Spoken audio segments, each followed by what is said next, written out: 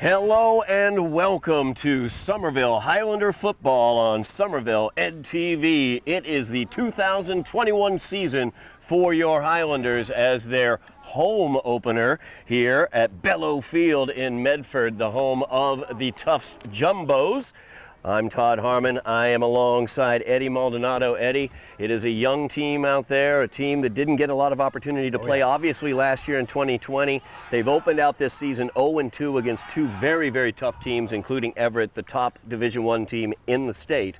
And now they have Lynn Classical on their schedule, another tough matchup. Certainly, Todd, and as you mentioned before, they opened up 0-2, but looking into that 0-2, two tough matchups, right? You have Quincy to start off, North Quincy to start off the season, and then you go to Everett after that. So two very tough matchups here. We're going to expect another tough matchup and a very competitive game here tonight. No doubt about that. We talk about the opening 0-2 as you see what's going on in the middle of the field right now on that Jumbos logo. We have the toss of the coin. And let's see what goes on. Somerville won the toss. They will receive the kick. We will now honor America with the playing of our national anthem.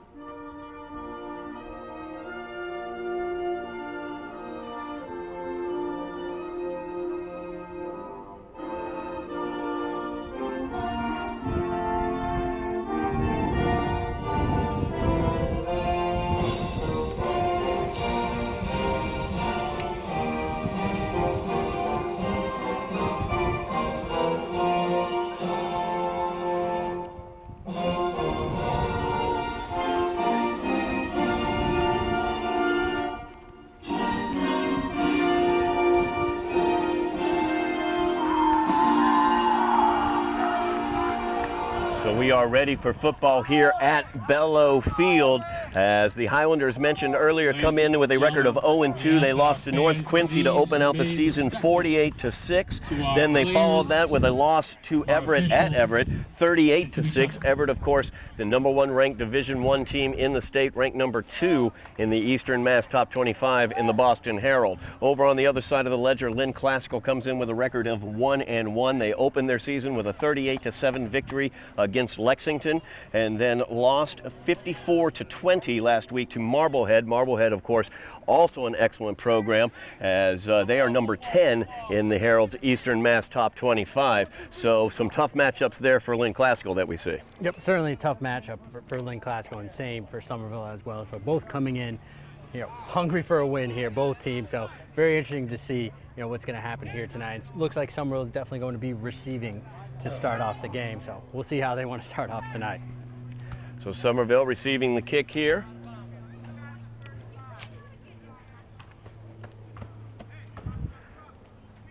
You got to drive all the way around. Fadindi Francois back, number 11 for the Highlanders, deep to receive. And stepping right in front of Francois and picking that one off. Look, trying to get through there. Looks like he took it to about the 30-yard line there, Todd. Down to about the 30. Our broadcast position right now along the sideline on the Lynn Classical sideline. So we are right down at field level. As you can see, the yard lines are not marked in white. This is predominantly a soccer field. It's also marked in a darker coloration, a blue coloration for the yard markers. So a little bit of difficulty in terms of our spotting the ball and calling that out to you, and probably difficult for you to see at home. But you can see right now Somerville taking the field offensively, moving from left to right on your television screen. Aiden Slattery, the starting quarterback for the Highlanders, number 17. Aiden became the starter back in 2019 for the Highlanders. Of course, abbreviated season last year. And that is a give, handled very quickly. Oh, yeah. Lynn Classical just lining up on that defensive line and knocking the Highlanders back. Yep, Lynn Classical came right through during that play, but it looks like we're going to have a call here by the ref checking on something. They've got that marked right now as a loss of 3.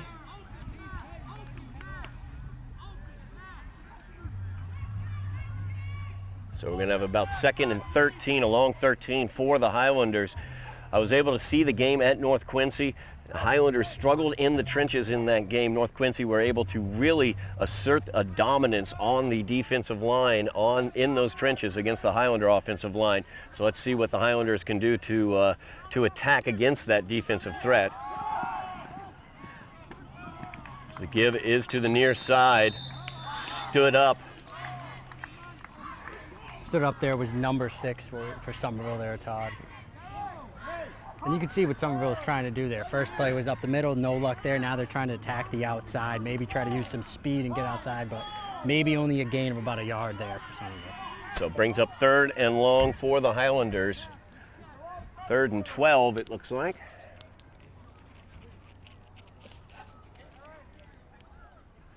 As Slattery's got the play coming back into the huddle. 3rd and 12 here, Todd. You'd expect to see a pass here trying to move the ball and possibly try to get a first down, but I also wouldn't be surprised to see another rush here just to get them in good punting position as well.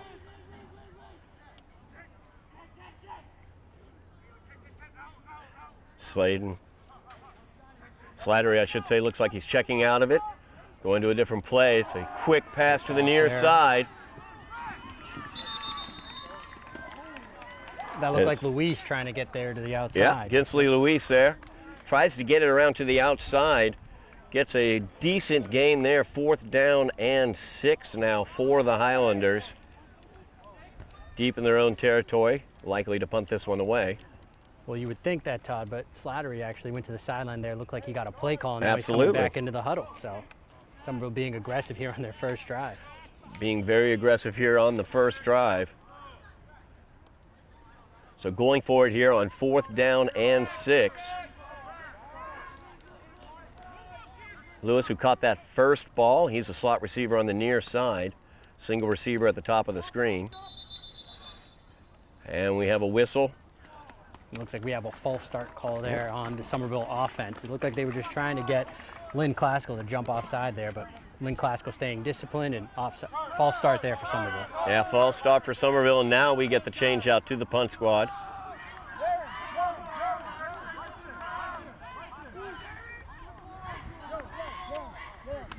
Yep, and it looks like Michael Foster will come in for the Highlanders here to punt, Todd.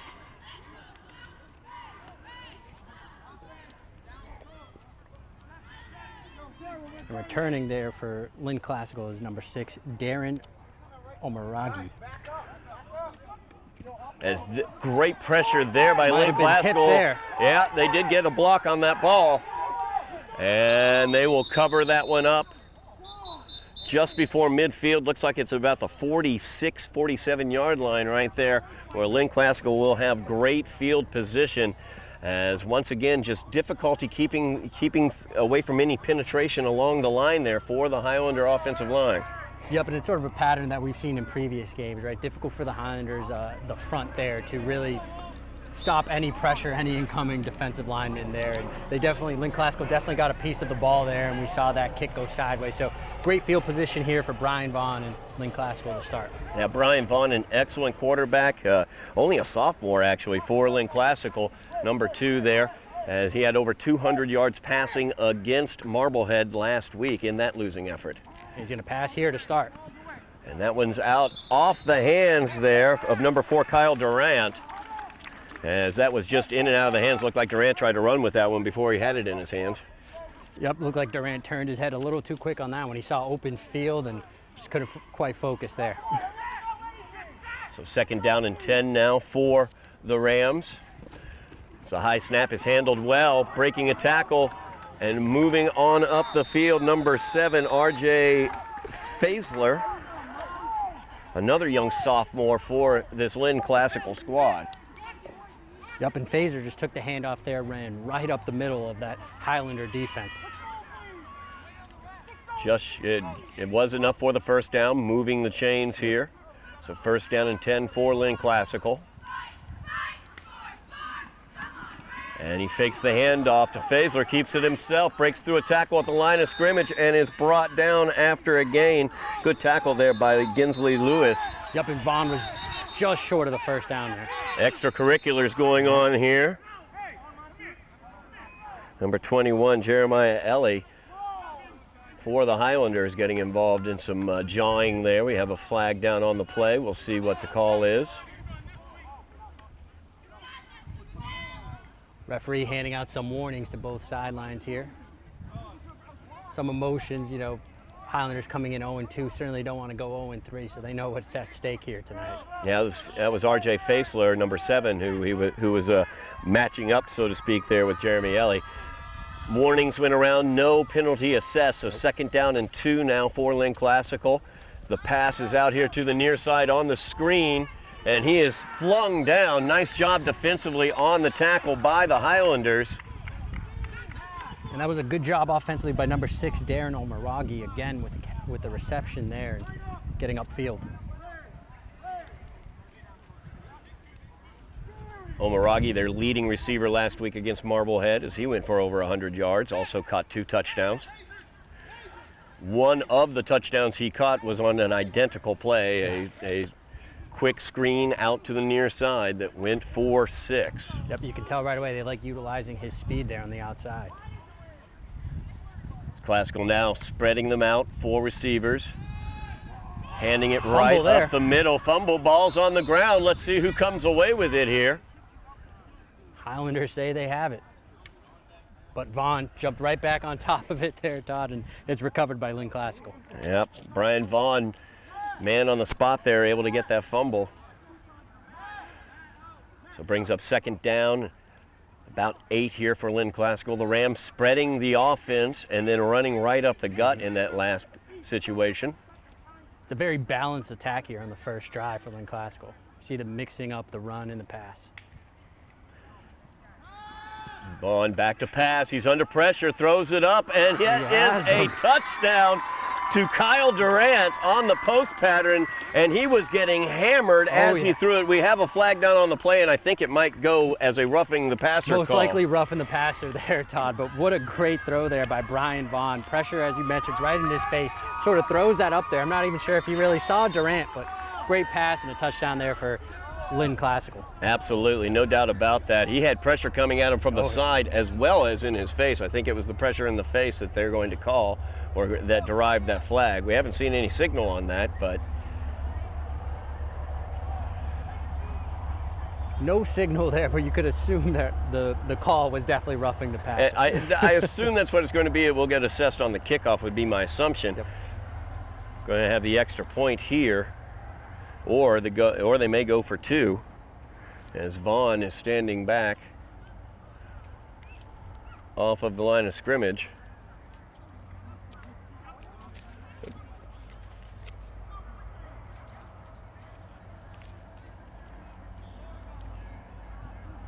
Yep, and you're correct in that, Todd. They are going for 2 here. Vaughn will take the quick snap and run right up the middle. I'm telling you what, I was watching number 99, Eddie Kinney. He was the big hoss out there.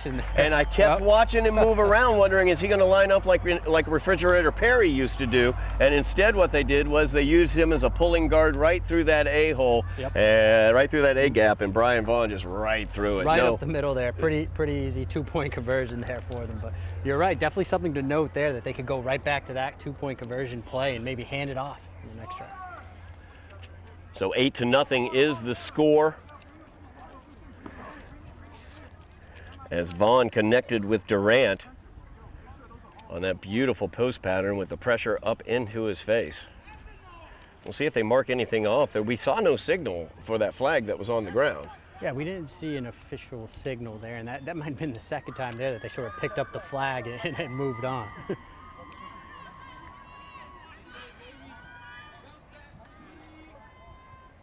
We can see here on the kickoff, the refs making sure that the players are staying inbound. We mentioned earlier that sideline disadvantage for both teams.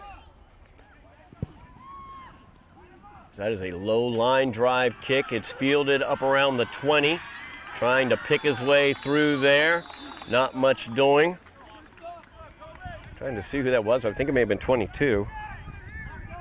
Yep, it looked like number 22 there for the Highlanders, taking it to about the 25-yard line. Yep, Edgar Lopez. Yep.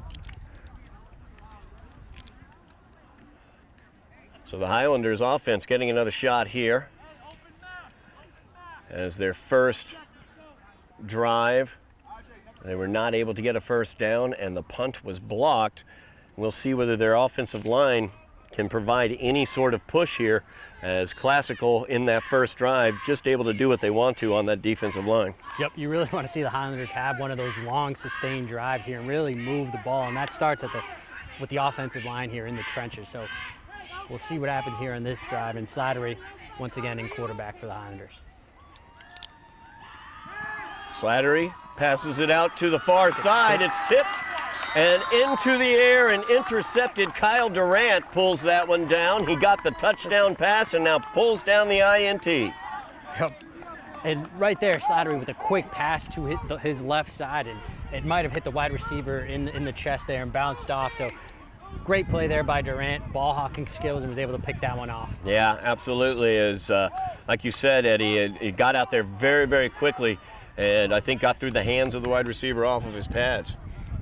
So the Rams will take over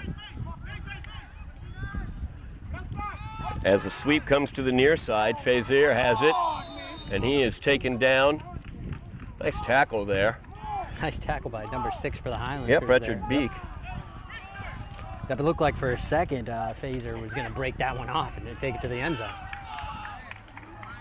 Multifaceted offense that we're seeing here. Different formations from the Rams. They were spreading the Highlanders out on that last drive. Now they've really concentrated it into a more of a compact formation. And there's Fazier again getting the corner here to the near side, down the sideline. He's knocked out of bounds.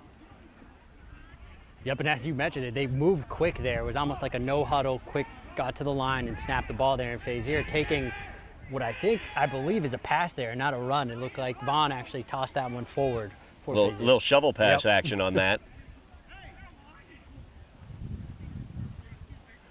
So first down and 10 at the 19-yard line for the Rams. They lead 8-0.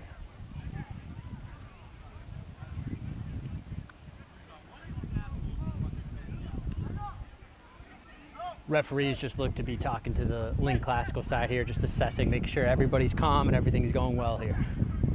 Now they switch more to that spread offense as they spread the 4 wide receivers out. Particularly dangerous. Omaragi here at the near outside as they go to Omaragi on the wide receiver screen. And he is downfield. He's going to, looks like he gets he's going in. to score there. He broke a tackle and got in the end zone, but we do have a penalty, and it looks like it's in the direction of a hold or a personal foul on the Rams. Absolutely. There's no question about it. I think there was a hold that got him the corner after he was able to make the catch. He cut back here to the outside, and I think he used a hold in that situation. Yep, and that was the call there by the ref. It was an illegal block in the back Yep. that the referee called there. Yep, almost a chip. So that play is going to come back for the Rams. They'll have first down once again. And you see a lot of those plays lately, Todd, in the NFL, college, even high school level, those sort of pick plays, they call them. And that looks like what the Rams are trying to set up there. Yeah, they had Omaragi on the outside. They had Durant on the inside, number 4. Durant comes out to block and ended up basically blocking a guy in the back. That got Omaragi to the end zone. So that's going to set up a first down and 25.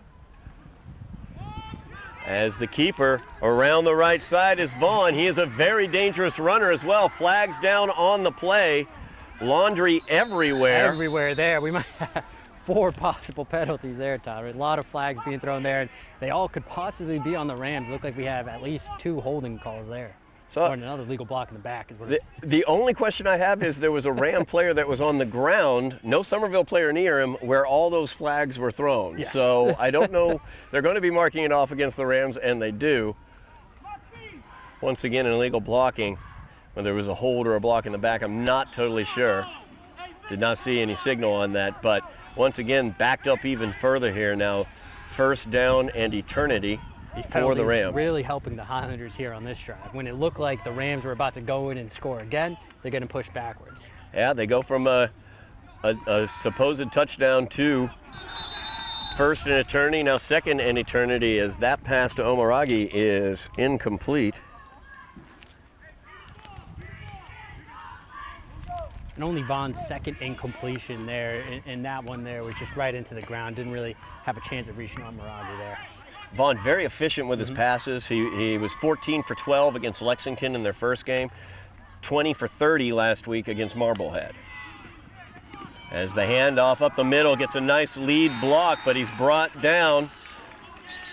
Once again involved in that, Ginsley Lewis. Lewis has been everywhere defensively for the Highlanders, making tackles Another everywhere. great tackle there, and it looked like Fazier thought he was going to take that one and go. He turned on the Jets, but was brought down quickly there. Yeah, Fazier had a lead blocker in front of him, as a matter of fact, and Lewis kind of blew through the blocker and through the running back. And we actually have Another foul. Here, another penalty on the Rams offense. Is going to push him back again. We are back almost to midfield now for the line of scrimmage, about the 48-yard line. Second down. The line to get is the 9-yard line, so it's second down and about 40. I was thinking 35 there, but 40 sounds about right as well. Vaughn looking to throw, and that's a fumble there. That is that a fumble or an incompletion? We will see. His arm might have been moving forward. It depends on what the refs want to call here. If it's a fumble, it's Highlander ball, and it is Highlander ball. Yep. From this angle right here, Todd, it was a great play by the Highlander defense, able to get a strip sack there and recover the fumble. So big time turn of events for this Highlander defense. No question about it. I did not see who came in on that blitz linebacker from the far side, from his left outside position, came flying in and was able to take down Vaughn and get that strip sack. Yeah, there was a lot of pressure in Vaughn's face there. It looked like we had multiple Highlanders coming in right up the middle and one coming up the edge there. You know, Vaughn's been under pressure. I mean, heck, the touchdown completion he had to Durant, he was under tremendous pressure and took a hit to the head, basically, or in the face, as he made that pass. So the Highlander defense getting in there and getting pressure. Yeah, gaining some momentum there on that drive. And the penalties obviously helping as well, but you love to see that from the Highlander defense, getting a turnover. So Slattery now out with the offense. So he's back to pass, looks to the far side. Pass is complete to Lewis. Nice job there by Lewis to gain 5 yards there for the Highlanders. Another quick pass, and I think the Highlanders finding that's the key to success on offense, getting rid of the ball early. Absolutely, just a little 2-3 step drop, throw it out to Lewis as he takes a few steps off the line, turns right around from that slot position. So second down and 5 now for the Highlanders. They are in Rams territory after the strip sack, fumble recovery.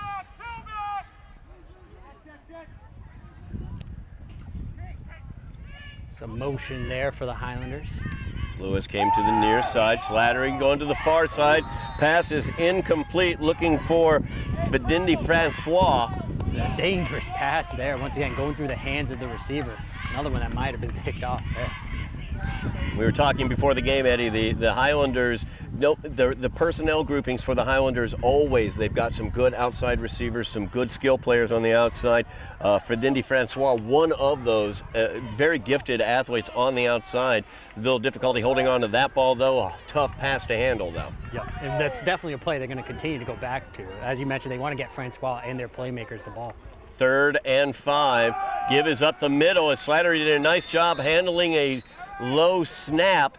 It's going to be short of the first down, brings up a 4th down and about 2, a short 2 for the Highlanders.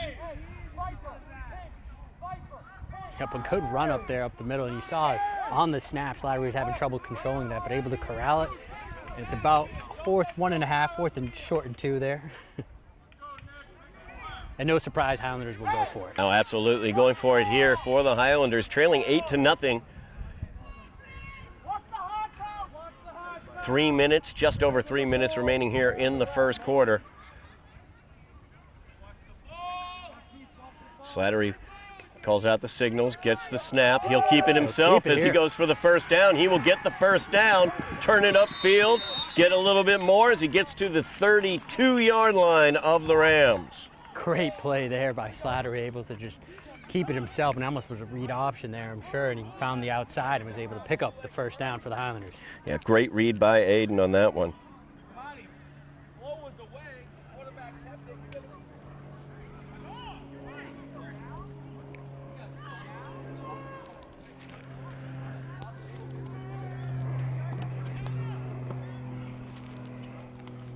Highlanders getting the first down here after the strip sack fumble recovery, trailing by 8, 2.5 minutes remaining in the quarter. And there's a timeout on the field as the Highlanders are going to take that timeout. So the Highlanders able to move downfield a little bit here, and you know the emotional swing that goes on, that has to go on for the Rams. You think you've got a touchdown, and then suddenly not only are you back 15 yards, then you're back another 10, then you're back another 10, and suddenly a strip sack fumble, and the Highlanders are knocking on the door. Yep, energy, momentum swing you mentioned right there. The Highlanders taking advantage of that turnover, and right now having their longest sustained drive of the game so far, and quite honestly, one of the longest drives that we've seen so far this season as they're moving that ball, and you like to see it. Slattery on that keeper there on fourth down, that was key for them to continue obviously moving this drive, and quick passes. I think we're going to continue to see that from the Highlanders. A lot of quick passes, a lot of read options, just getting to the outside. Seems to be up the middle is not where the Highlanders want to go. Yeah, we talk about the struggles the offensive line is having and how you can help an offensive line is getting that quarterback mobile, getting him out of the pocket, and also those short, quick hit passes like we saw to Lewis earlier, where you get those quick little 2-3 step drops and you get the ball out of there quickly. That really helps to loosen up that defense. Loosen up the defense, and in some ways build some confidence for your offensive line as well. They see positive yardage. They think, okay, now we can do this. We can keep moving the ball. So now first down and 10 for the Highlanders. 2.5 minutes left in the quarter, trailing 8-0. As it's a direct snap to Lewis. I was about to say we had a change in quarterback there, but more of a wildcat formation for the Highlanders as Lewis took the direct snap. Yeah, direct slap to Lewis. Tried to basically free up the middle a little bit on that, I think. Catch him a little bit off guard with that direct snap. Did not work, unfortunately. They had some extra blockers in there to try to open it up, but only gained about a yard or two there. You know, I mentioned Eddie Kinney, big number 99 out there. He was the lead blocker on that two-point conversion. He's right there in the middle of everything going on out there as well. Big guy, very difficult to deal with. So it looks like we're going to have a 2nd and 9 here, and Slattery back in the game for the Highlanders. Highlanders with 2 receivers at the top, 1 at the bottom. Slattery back, goes to the far side. Pass is complete as he's trying to work his way to the near side of the field. He's broken a few tackles, spun down to the ground after a decent game there is Fidindi Francois. We talked about Francois and what Kid Francois can do, and we saw a little bit of it there. Yep, and we talked about getting the ball into the hands of your playmakers. Francois, of course, being one of them, using his speed there and trying to get some positive yardage. Got just a few positive yards there. 3rd down and 7 is what the Highlanders are looking at. Definite 4-down territory for the Highlanders as well. Definitely. I don't think Coach Fenton's going to blink an eye here, bat an eye. He's definitely going for it on 4th down. Well, and that's also important because honestly, you can use those short pass plays now in this situation. You don't have to get all 7 yards in this single Certainly play. Changes the play calling here on 3rd down. And it looks like we're going to have another timeout by the Highlanders here on this drive. Slattery taking that timeout, 2nd timeout this drive for the Highlanders. So they want to make sure they've got everything right. This is a really good opportunity early in this game for the Highlanders. I think the coaching staff there certainly understands. As we mentioned, it's 4-down territory, so they want to make sure they get the right play call here on 3rd down, get some positive yardage. If they don't get the 1st down, at least inch a little closer to that 1st down here.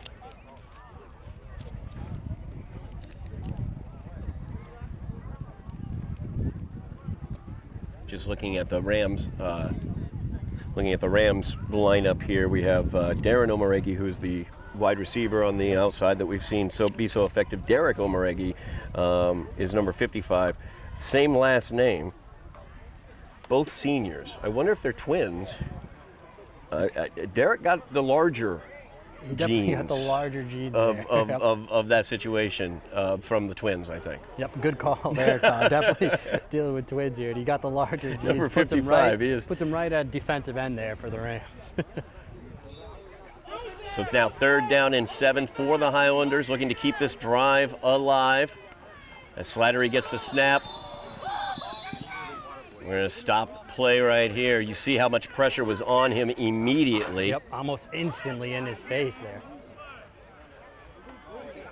See what the call is. Well, the reason why the pressure was right on him was they jumped a little early. Offsides there. Yep.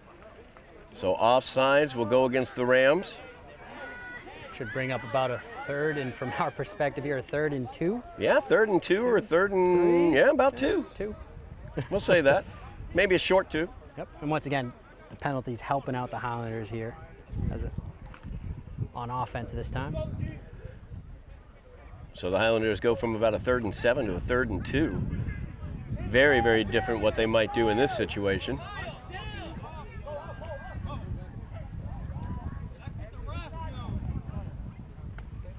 Slattery, the handoff on the inside.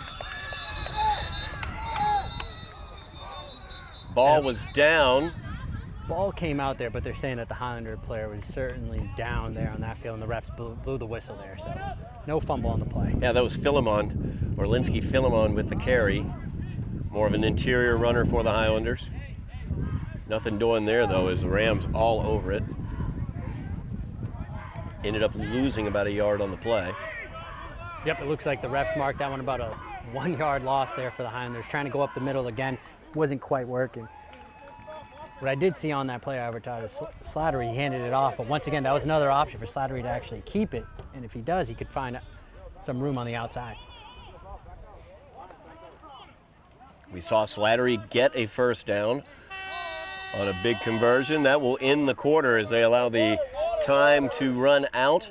So we will change ends of the field, and the Highlanders will have 4th down and 3 when we come back in the second quarter of play. The Highlanders trailing right now 8-0.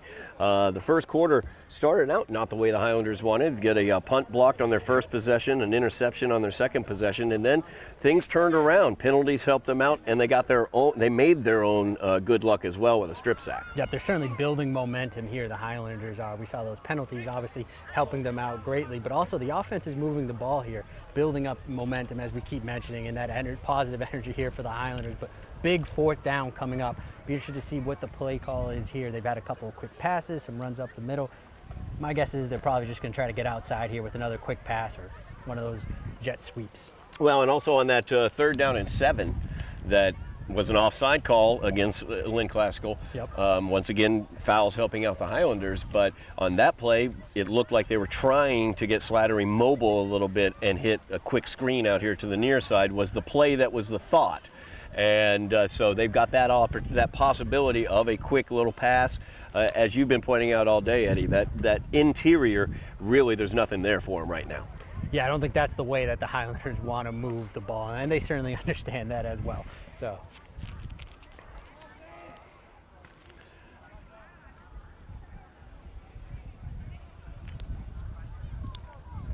So the Highlanders with a big 4th down as they come down, changing ends of the field here.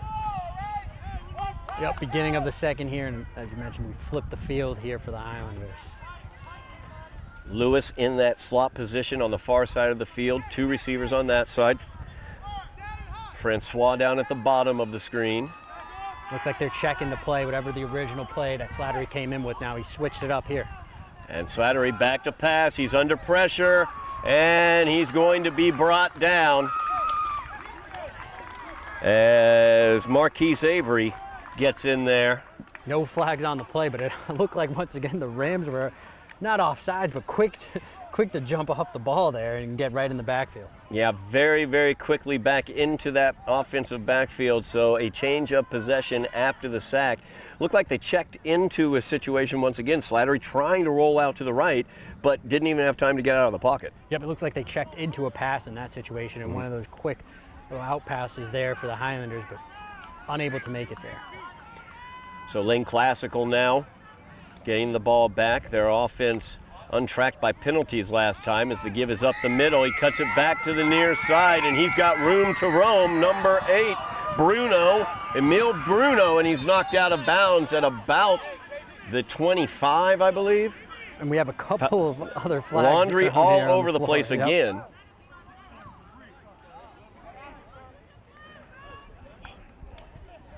It's going to be a block in the back again. And the Rams just can't seem to catch a break here.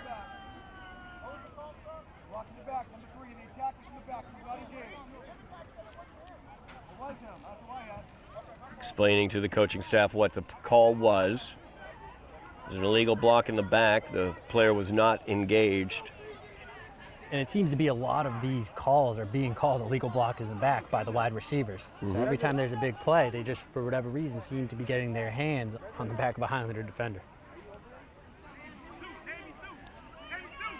So we'll replay first down as it was backed up to about a 1st and 3, and there's Avery. Avery busting out. He had the foul called on him in the last play, and he still won't go down as he continues downfield and gets the touchdown for Lynn Classical, but we have Laundry down back here. And it looks like it's going to be on the Rams there. And we have some arguing going on from the Lynn Classical coaching staff. Not happy with that call as yet another touchdown is brought back. That's the second touchdown brought back by the officials' call for Lynn Classical. And it looked like the call there was another low chop block on the offense there. So Lynn Classical had a 1st down and 3, busted about a 54, 55-yard touchdown, maybe about 58-yard touchdown, and that's going to all come back as the second time today Lynn Classical thought they had 6 on the board, and it's going to come off. That was a great play by number 3, Avery, for the Rams. Just breaking tackles, Absolutely. making some moves down the sideline there. Great moves, able to get in the end zone, but another penalty again, ending the Rams' possible touchdown there. So we're going to back this one up, see where they mark it. I believe that's a 15-yarder, and it is. Backs them all the way up to the 25-yard line. Just inside the 25, I should say, at the 24. The give is on the inside. And the Highlanders with some gang tackling there. It looked like Vaughn kept it there for the Rams. And as you mentioned, gang tackling by the Highlanders. It looked like number 9 got there first for the Highlanders.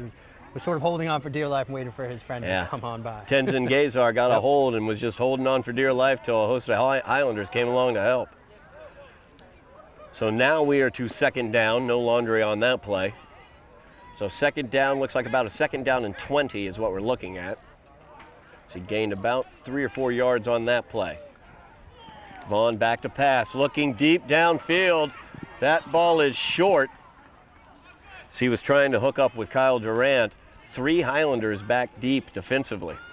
Yeah, Vaughn again trying to replicate his touchdown on that first drive, looking for Durant in the middle, but good coverage there by the Highlanders and the ball fell short. Yeah, Edgar Lopez, number 22, involved in that from the free safety position.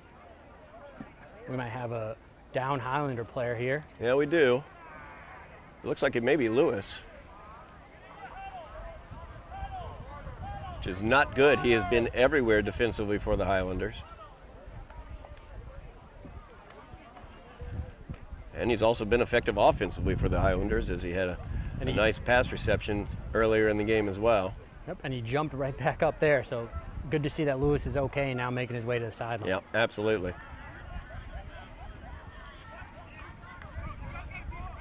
So it'll be a 3rd down and 20 for the Rams.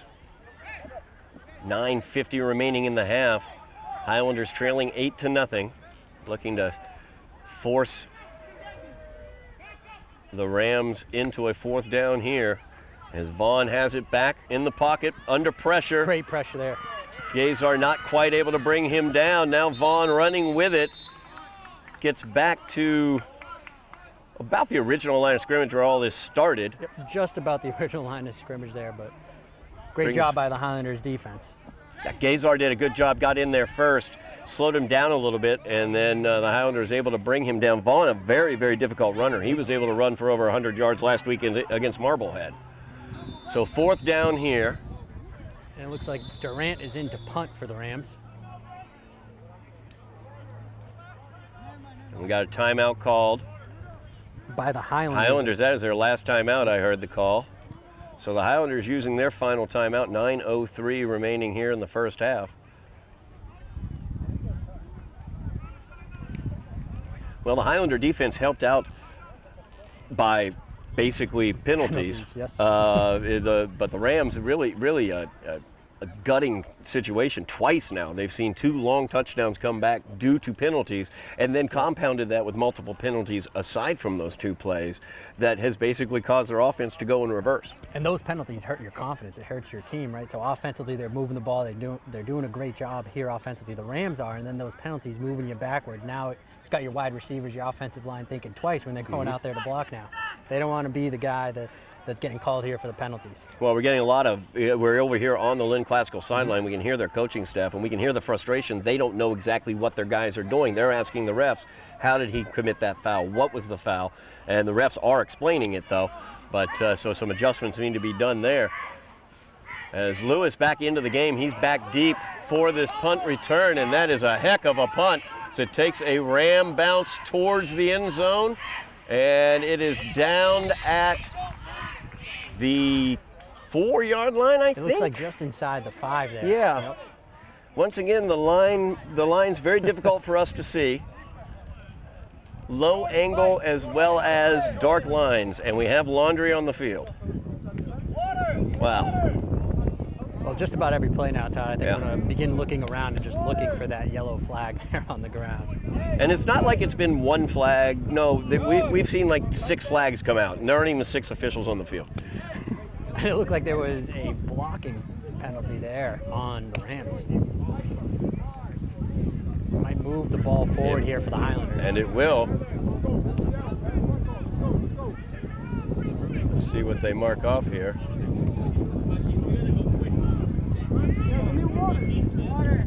Oh, no, it goes against the Highlanders. The 2 fists bumping together. I could call it the Wonder Twins activate penalty, but that's too old. That's a reference from the 70s or 80s. A crash block? I'm not totally sure, but whatever it is, it's going to mark about half distance to the goal, which now the Highlanders will have it at about the 3 or 2 yard line. And with the pressure that the Rams have been able to get, you're thinking safety here. Possible safety situation here for the Highlanders. No doubt about that, as the Lynn Classical defensive line licking their lips right now, thinking about what they might be able to get done. Slattery calls out the signals. Handoff. No, handoff. Handoff, yep. Oh, and there's Found room to some roll. room to run. As he's rolling down the field. Nobody's going to get him. Put that finger down, young man. You ain't made it yet. There you go. And there's the laundry, as he's going to get called for taunting for putting the finger up. That football, that's going to come back, and I got to admit, that just is not smart. I understand that Philemon is very excited. Orlinski Philemon, the running back in that situation, busted a beautiful run, got nice blocking, and decided to stick the finger up in celebration before he was even, just as he was passing midfield. And everyone at home, don't do that. Yeah, definitely not what you want your players to do there, Todd. I know the coaching staff for the Highlanders has to be livid at Philemon there. We're having a discussion now. It's a point of emphasis. We've all seen it on Sundays. Yes. It's a point of emphasis. And I got to be honest, in those situations on Sundays, I've been throwing my hands up going, what the heck are you talking about? However, in a high school game, It's a little different here. completely different situation. Handling oneself correctly in celebration as well as in loss are very important life lessons to learn, and this is where you learn those life Being able lessons. to control your emotions there. I know he was excited that he was about to go in for 6, but you got to be able to control yourself in that situation. So let's see what we got. It's going to be a touchdown. Yes. We're hearing the discussion right now. We're just getting a couple words here. I heard one man say it's going to be a touchdown. Possible dead ball foul here for Possibly. Even, I got to be honest, Eddie, even if it turns out being a whole different reason why the flag was on the play, still not something to be done. Not something you want to see your players do, certainly. Celebration is all right, not a problem at all, but there's a difference between celebration and, well, driving it into the face. And the flag here could still have an effect possibly on the kickoff as well, and then that sort of changes things, field position, so lots to think about. So the here. call, the signal I just saw was unsportsmanlike against the Highlanders. They're probably going to mark it off. Yep, unsportsmanlike is the call against the Highlanders. It's going to be assessed on the kickoff. So the Highlanders will be kicking that ball off from very, very far back. We'll see what they do here with the opportunity on the other side. 6 points for the Highlanders. An excellent run, great blocking as well. As Orlinski Philemon able to get into the end zone, a fantastic run of Great over run by 95 Philemon. yards. Yep. And just a collapse defensively there for Lynn Classical. We've seen their front seven be so strong, and just to give up there. And I don't know if they fell for the play fake or what was going on there, a little trickery possibly. Yeah, I mean, because it was a direct handoff. It was a handoff to Philemon, but Slattery was running out from it as if he were rolling out on a play action. And you know, like I talked about, they were licking their chops to get at Slattery, and may have walked right past the meal to get to it. Actually, they have a kick here. A fumble on the snap. There's a poor snap. It looked like it rolled along the ground. Heads up play there to jump on it. Highlanders were going for the extra point there and not the 2-point conversion. Yeah, down by 2. So 8-6 is what the score will remain, as the Highlanders had sent out the kicking team. It's Luca Valens out there. Heads up play by Edgar Lopez, the holder, as he didn't try to grab the ball, run with it or anything like that and leave it sitting on the ground so it could be picked up by somebody else. He just jumped on it. Yep, smart football play there, just jumping on it. You don't want the Rams to pick that up and take it down the other end for 2. Right, exactly. So the Highlanders with a huge run by Orlinski Philemon, a 97. I'm going to give him 97. I have no idea. Was it 97, you think? Something like that? 97, 98 yards, I would give say. him 98. Yeah, pretty close. Let's give him 98. We'll give him 98. We got to remember they were just inside the 5, and then they had that penalty there that put them just half a distance to the goal line. That's exactly right. Now you see where they'll be kicking off from. They'll be kicking off from the 25-yard line. So the Rams will have very good field position here. Yep. So the unsportsmanlike can still come back to haunt them here on this kickoff. Yep, 8:27 remaining in the half. Highlanders trailing by 2, 8-6. An excellent point, Eddie. They were trailing by 2, but we're still lining up for the extra point, as opposed to going for the tie at 2. I was a little surprised there on the play call. I really thought they would go for 2 in that situation, but must have had confidence on the going in on the extra point. Valens does have a good leg. We saw him warming up before the game, so it's not like he couldn't hit an extra point. So he kicks this one up high, takes a bounce, fielded off that bounce by Omaragi. Has some room there on the Omaragi, left. and he is dangerous as he steps out of bounds. I think that was a case of Omaragi not 100% remembering that the white lines where the orange number cones are is about 5 yards out of bounds. Yep, the field definitely tricked him there. It would have tricked me as well, Todd, with the blue line, the lightly blue shade line being out of bounds there, and the solid white line being that second boundary. So Omaregi thought he had a possible touchdown there, but stepped right out of bounds. So they'll get it at the 45 or 40-yard line, I should say, of the Highlanders. First down and 10. Trip receivers to the near side, single receiver to the top, and looks like we've got some movement on the offensive line. Possible false start here for the Rams, and that's going to be there the call. it was. False start is the signal. Just aim at foot, pull trigger. Yeah. Oh no, they're going to go off it. minute. They're going to go off sides. I believe I did see the false start signal there on that play. I swear I false thought I start did too. defense? I guess. So now first down and 5 for the Rams. Trips to the near side. Yep. As Vaughn gets the play in. Fazier there in the backfield with Vaughn. And Faisler will get it. Yep, plenty of room to run up the middle He's got there. room to roam.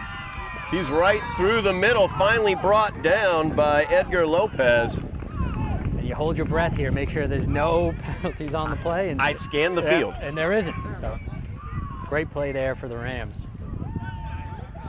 Good blocking up front as well. He didn't get any contact until he was about 10 yards down the field. And there's another whistle, and that's going to be movement by the offensive line. So there's the flag that we were looking for in the previous play. Just comes the play after. Yep. We knew it was going to happen. Yeah, sooner or later. Highlanders looking to get a personnel change in here, and got a lot of players running in and out. Rams very, very quickly up to the line of scrimmage here. First down and 15. A little confusion in the backfield for the Rams.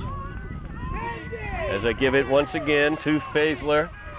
He's around the side and into the end zone for the touchdown.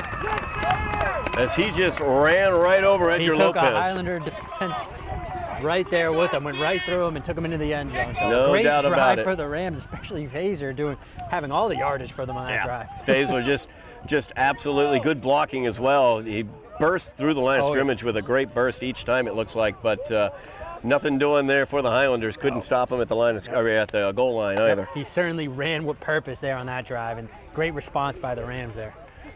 And we see big number 99 Eddie Kinney back in that offensive backfield. And Vaughn just lines up behind him, runs around behind him. Yep, similar to the first 2-point conversion, he'll get it there again. So we have a 16-6 score. 7:38 remaining in the first half. Highlander offense had their obviously best drive since it wound up with a touchdown. It was a one-play drive of 98 yards, single run. But the thing that we saw there was a great burst of speed from Philemon. He really had a nice burst through the line of scrimmage.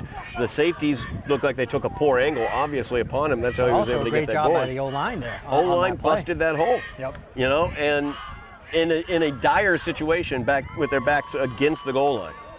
Yep. And you would have thought in a situation like that, and the way that the Highlanders have been playing, it was very dangerous that a possible safety could have been in play. But offensive line had movement right off the ball, and running back hit the gap there. And a quick response there for the Rams. So now, interesting to see what the Highlanders will do in a response to that touchdown. The Rams answered the call. Now it's the Highlanders' turn once again. Yeah, twice this game the Rams thought they had long touchdowns called back by penalties, and they've been able to bounce back from that with that drive. And no doubt about it, as R.J. Faisler, just a tremendous drive by him. So Durant will kick away for the Rams. A low line drive kick, fielded by Francois. As Francois brings it up across the 35 to the 38-yard line. 37 is what I'll give him. Solid return there for Francois, getting it to about the 37. So every time I see Fidindi Francois get the ball and start running with it, I think to myself, wow, we want to get him the ball more. Absolutely. I thought for a quick second there, the blocking was just lined up just right. He would have broke that one there. Yep. There was space for him to move. And absolutely. he moves quick. One of those dangerous skill position players Somerville always seems to have, but they got to get him the ball. It's difficult when he's that wide receiver position, and the pressure has been so quickly on top of Slattery. And that's key for the Highlanders. The talent, as you mentioned, year in and year out, is there. It's about getting the ball to your playmakers. So the Highlanders begin this drive on their own 38.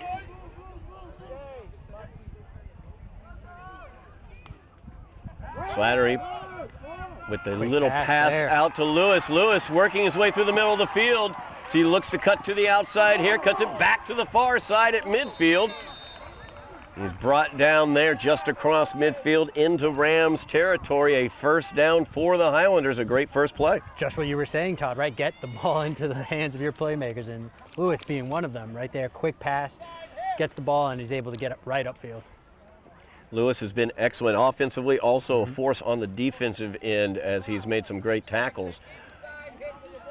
So first down and 10 for the Highlanders from the Ram 49-yard line, just past 7 minutes remaining in the first half. Highlanders trailing by 10, 16-6.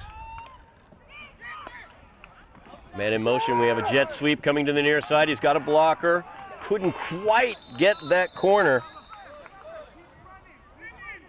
as that was Richard Beek. A good job by Beek there to get outside and get around that defense there.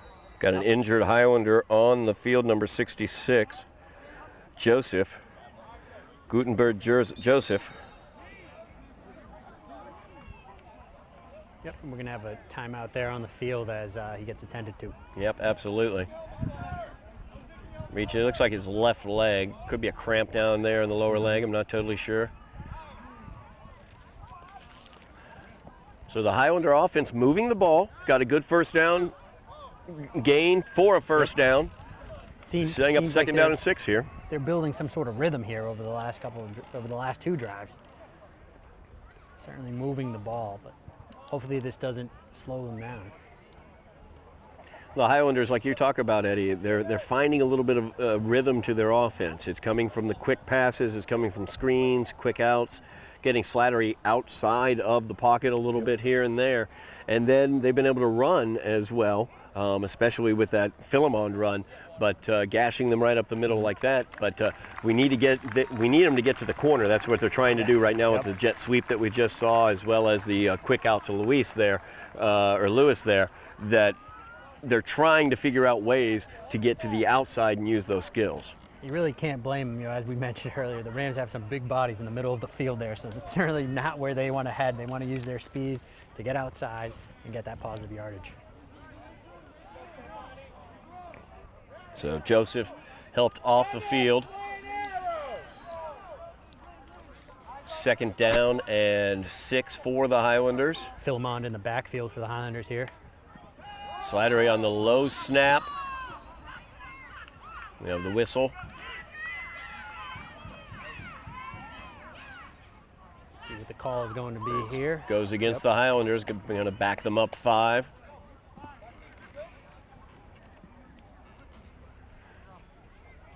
So it'll be a second down and 11 now for the Highlanders. Short 11, second down 10.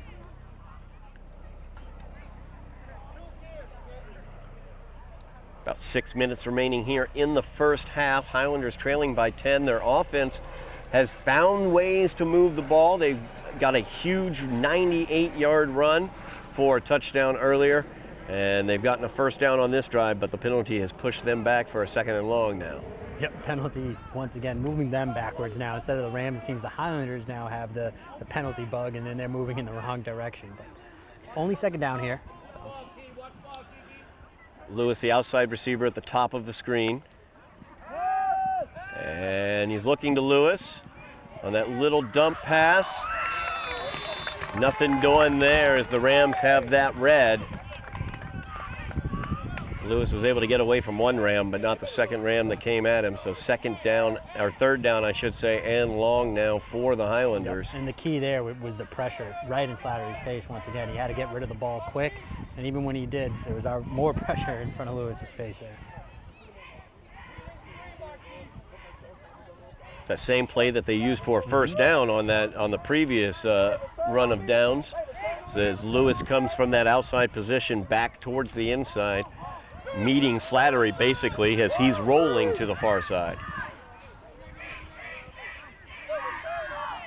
Third and long here for the Highlanders. Lewis at the top of the screen.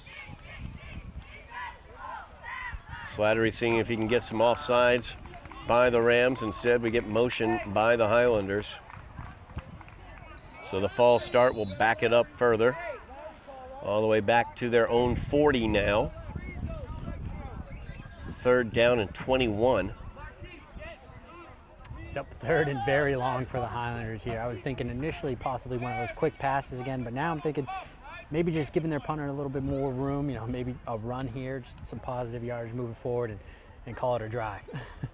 Well, also looking at the clock, there's 4 minutes remaining here in the half. Highlanders, no timeouts remaining here in the first half. The Rams have timeouts remaining. So you also want to try to drain some clock here if you can and keep the Rams from getting another drive. But now the third and long faces them as Slattery under pressure looking downfield. He's got Lewis out there. Lewis Great adjusts. grab. And is he inbounds? That is a catch, and that is a Highlander first down. Great job by Lewis there, able to understand where the boundary was and make it a great catch there and a great throw by Slattery.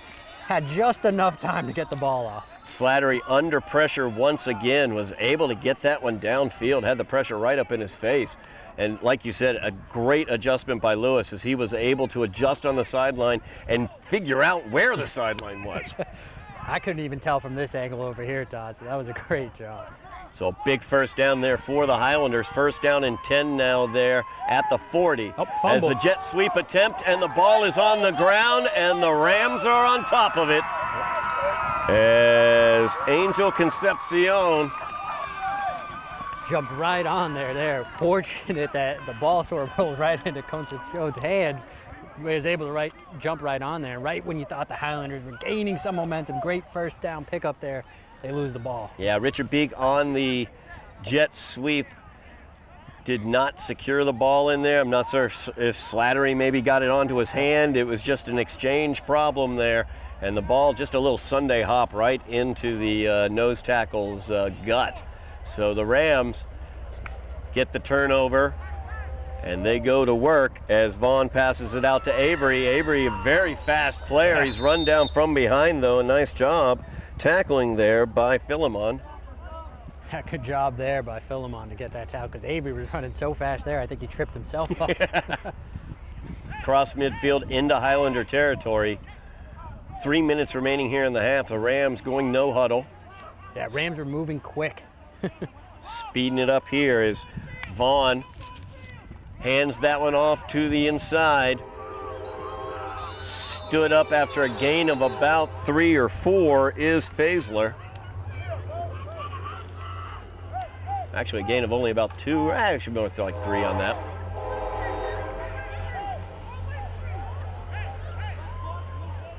Clock continues to run, 2:30 remaining in the half. Highlanders trailing by 10, looking to stiffen here defensively. Hand The off give to is on the inside. Bruno there. Yep, Bruno.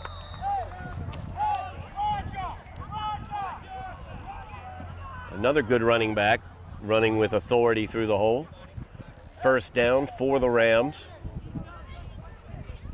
Down at the 32-yard line now of the Highlanders. As Faisler gets it on the jet sweep here to the near side, he turns the corner, breaks one tackle, and steps out of bounds at the 25-yard line. And there's another case again of the boundary coming into play. Faisler thought he was still in the boundary, that blue line sneaking up on him. Well, when you're approaching the corner and you're trying to cut that corner, you're not used to looking for a light blue line. And as a runner, you see the numbers, you would think that might be where you have to go there, the orange numbers, so throws you off a little bit. Absolutely. Clock stopped because he went out of bounds with 2 minutes remaining in the half. Second down and 3 for the Rams. As Faisler gets it again, he reverses it. Reverse here. Omoragi the other way, Omoragi, and the Highlanders do a great job responding to that, keeping their responsibilities and stopping him short of the first down. Yep, nice job by the Highlander defense there, staying disciplined, staying in their gaps and their zones there, and making a tackle for a loss.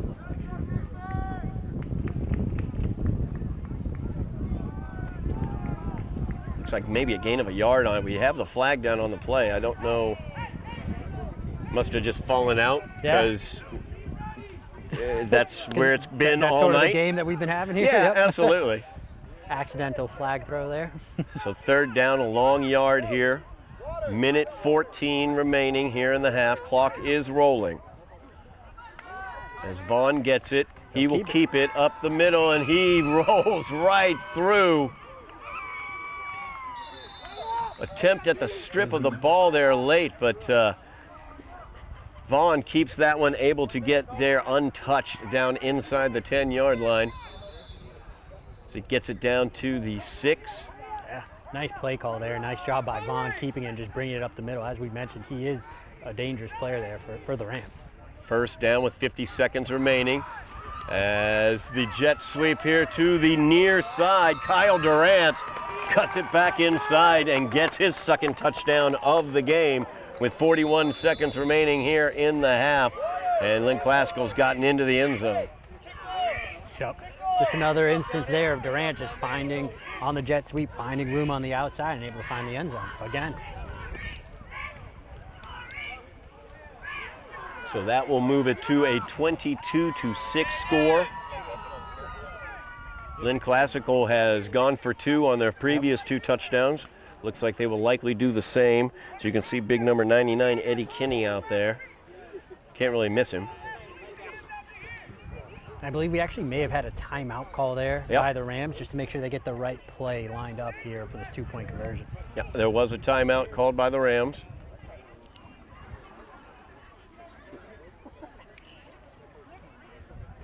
So make sure they've got the right play.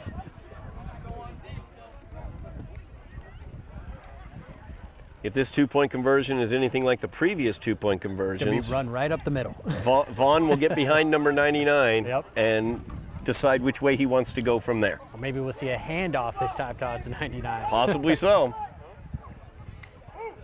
And goes direct snap back to Vaughn, follows 99, Kenny right into the end zone. Untouched right into the end zone, yep. Don't know how you defend against that, to be blatantly honest with you, with Kenny standing right in front of him. Tough to defend on that. I don't think any Highlander defender wants to get in front of that sort of locomotive that's coming right up the middle there. So 24-6 is the score. Highlanders trailing by 18, 41 seconds remaining in the half.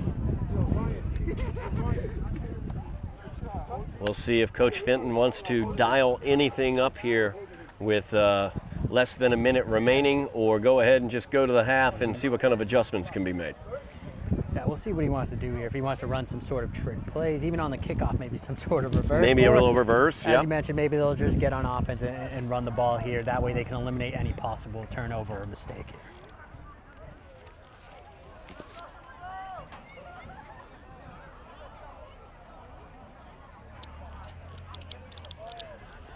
Francois and Lewis are back deep for the Highlanders. And that's if there's some sort of trickeration that the coaching staff for the Highlanders want to do. Off the kickoff is probably a good idea, maybe a little reversal action or something involving Lewis and Francois. Yep, using their speed to your advantage right here. But They do a quick switcheroo. Kyle Durant ready to kick this away. Kyle Durant, a receiving touchdown, a rushing touchdown, and an interception, as well as a pretty good kicker, as this one's fielded by Francois. He's out to the 29 where he is swarmed under. Ball popped out late. It is down on the field though. So 33 seconds remaining here in the half. The Highlanders will take over offensively at their own 31-yard line. And important to note on that last drive for the Rams there, they were obviously able to get into the end zone, get the 2-point conversion, and they actually get the ball to begin the third as well. As an excellent, excellent point, as a matter of fact, Eddie. So things working to their advantage and probably going according to plan right now.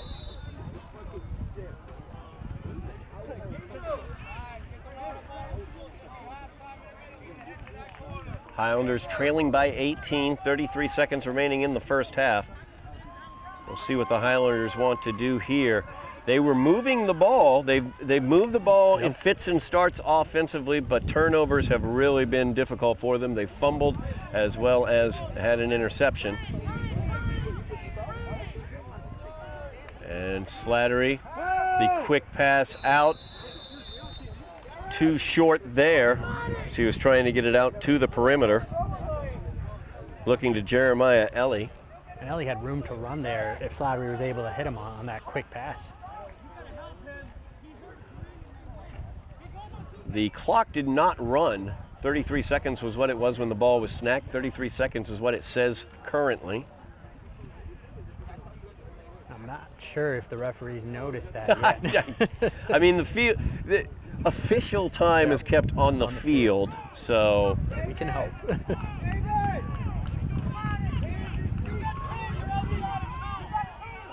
So second down and 10 now for the Highlanders, trailing by 18.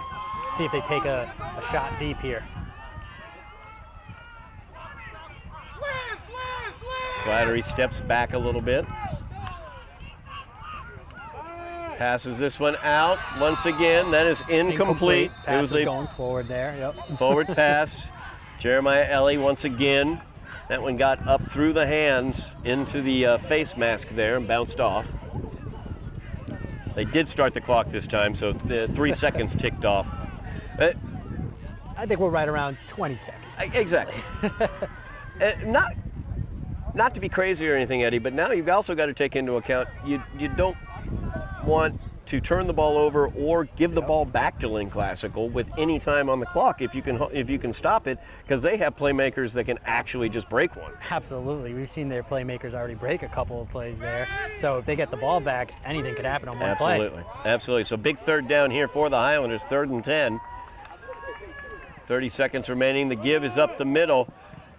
As Philemon has it, he breaks out of one tackle, breaks out of a second tackle. He's brought down.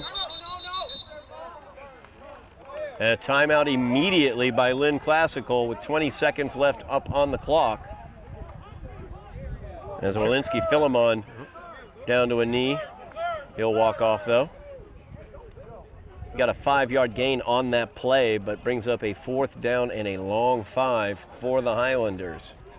Yep, and I think Lynn Classical was thinking just what we were saying there. They want to get the ball back. They want to have at least 1 or 2 shots here, depending on how much time is left, and take a shot at that end zone. Philemon now has taken a knee in the middle of the field. That was a tough run there for Philemon. It was. Yep. No doubt about that. He broke through a couple tackles, and the last couple members of the Rams able to bring him down there before he was able to get fully around the corner. So the timeout taken by the Rams, as they would like some time left on the clock after the change of possession. We saw the Highlanders bring out their punter, Michael Foster.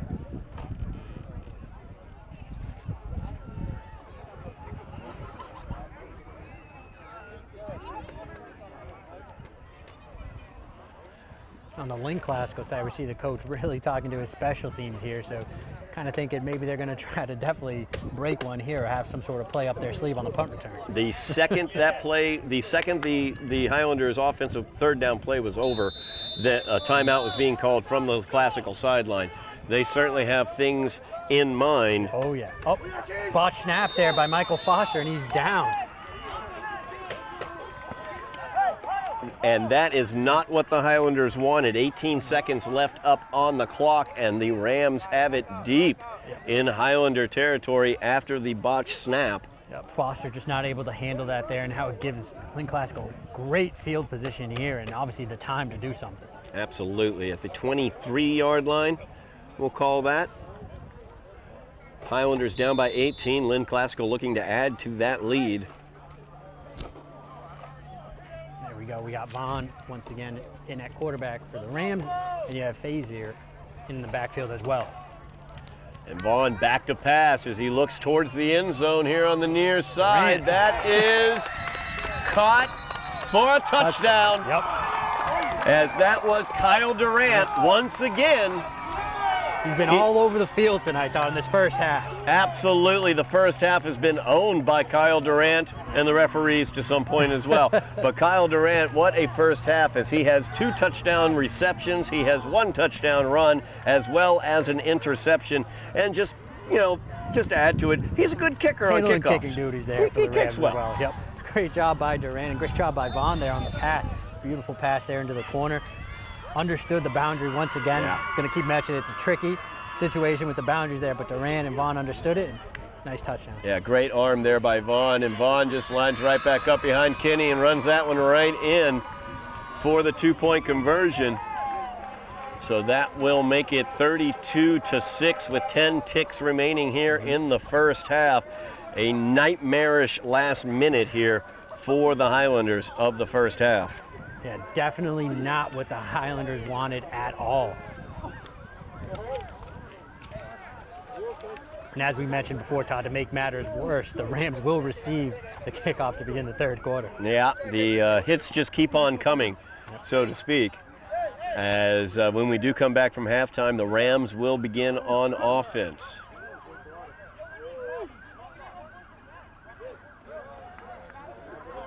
The clock here is telling us 10 seconds left, but could possibly be a little less than that. Maybe. Yep.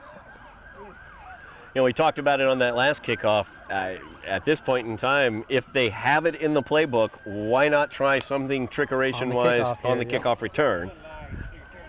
Question is, do they have it in their playbook, ready to go in this situation? Lewis will go back deep, along with Francois.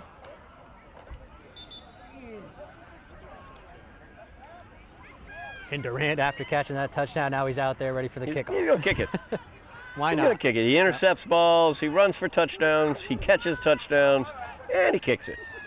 And you mentioned Vaughn's pass, by the way. That was a dart. That was a dart to the back of the end zone.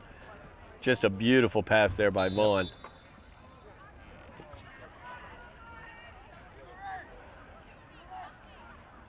So Durant here will kick this one away. Soft kick. Francois will field it at the 20. Francois spins out of one tackle, and he's taken down after that at the 35-yard line. According to the scoreboard, 4 seconds remaining here in the half. So just about 4 seconds left here. Would be surprised to see the Highlanders attempt any sort of deep pass or even short pass here. I think a run and then get into the locker room. Yeah, either run or take a knee. Yeah. Just get into the locker room, see what kind of adjustments you can make. Highlanders offense has, like I said, gotten going in fits and starts. They have shown some rhythm here. Yep.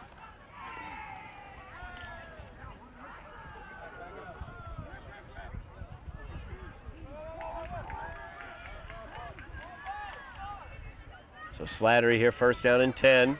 Probably the last play of the half. As that is put upon the ground, they're going to call him down, I believe. Edgar Lopez called down there. And that will do it for the half as the Highlanders trail 32-6 going into halftime against the Lynn Classical Rams.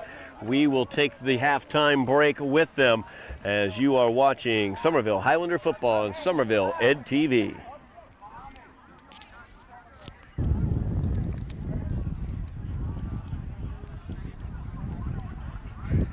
We are back for second half action here on Somerville Ed TV, here from Bellow Field in Medford, the home of the Tufts University Jumbos. That is the home field for the Highlanders currently as Dilboy Stadium undergoes continued improvements. Looking forward to get back into Dilboy when we can, but Bellow Field right now the home. I'm Todd Harmon alongside Eddie Maldonado. A tough first half, Eddie, for the Highlanders. 32-6 is our current score coming out here in the second half. The Rams were able to light it up, and that man who lit it up is named Durant, as Kyle Durant had 2 receiving touchdowns, 1 rushing touchdown, had an interception. Oh, and he also takes care of kickoffs, kicking the ball off for the Rams as well. So we've seen the Highlanders offense get started in fits and starts, but not consistently get it done. What can we look for here in the second half, Eddie? Build off that consistency. We mentioned we saw a couple of drives there where the Highlanders built some sort of rhythm. We saw those quick passes. We saw them backs against the end zone here and be able to break that run by Philemon for 98 yards. And prior to that, you saw a nice sustained drive. So I think that's what the coaches are looking for here, Todd. Really just try to build off that momentum from those drives, have something sustained, and just be able to move the ball, really. Well, the Highlanders kicking away here to open out the second half as the Rams will begin on offense. That is an excellent kick. It will go back into the end zone. Nice start there for the Highlanders on that kickoff. Great kick. Avery let that one go and went right into the end zone. So I think the Rams will start off with their worst field position of the day thus far. Yeah, I think you're correct in saying that the Rams will have their worst field position, but doesn't mean much here. Their offense has been able to do a lot no matter where they started on this field. They definitely have the playmakers. You mentioned Durant, of course, being one of them. And actually, it looks like on this series to start the drive, Durant's on the sideline. Yeah, Durant is on the sideline. Vaughn, though, Brian Vaughn, the quarterback, sophomore quarterback, has been tremendous as well. We've only seen him run the ball a few times, as this will open out with a handoff, and the Highlanders all over that one, as a host of Highlanders able to bring him down quickly for a loss of about 2 yards on the play. Brings up a second down and 12 for the Rams. Back to Brian Vaughn, I should say. We've seen the stats that he can run. We've seen him break 1 or 2 runs, but he hasn't had to tonight, as he's been doing it with his arm and being very efficient. Exactly. So I would say more of a relaxed game thus far for him. Those first 2 games, he was doing it all for the Rams. Here, he's taking it easy and letting those other players shine.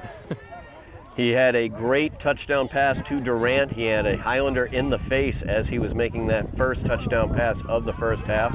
So he looks out here to the near side, gets it out to Omaragi, and Omaragi continues down the field, taken down finally at the 49-yard line of the Rams as he gets a first down. And Omaragi just turned the corner there and turned on the Jets and found the opening for the Rams. Yeah, Elijah Desson with the tackle downfield for the Highlanders brings up first down and 10 for the Rams. As the snap, hand off to Faisler there. And Faisler, room to roam, cuts it back to the inside, back to the outside, and he's in for the touchdown. As he got the corner and was able to make a couple Highlanders miss there with some moves, cut it back to the outside, and there was nothing else to do there but celebrate after the 51-yard touchdown jaunt for Faisler. That is his second touchdown of the night. Faisler having a great game as well. I know we talked about Durant a lot, but Faisler has been running great, especially towards the end of that second half, and looks like he's picking up right where he left off here. Faisler, a big physical runner, another sophomore that this team has. Three different sophomores on this team making huge contributions. Marquise Avery, number 3, Brian Vaughn at quarterback, number 2, as well as Faisler, R.J. Faisler, at the running back position. It's a 2-point conversion attempt here. And it looks like a different formation here than we're used to seeing on the 2-point conversion. It is, as Vaughn, without the blocking help, will try to run it in, and he does just that as the quarterback keeper off the right tackle goes in for the touchdown, makes it a 40-6 lead for the Rams. 10:35 remaining here in the third quarter. Lightning quick score there for the Lynn Classical Rams to open out the second half. Definitely, that was under a 2-minute drive there, Todd, for the Rams, and they came out with a purpose out of the locker room there. Probably wanted to get on the scoreboard early and sort of continue to assert their dominance in this game. No question about that. And they did just that. Faisler looking very, very tough on that run.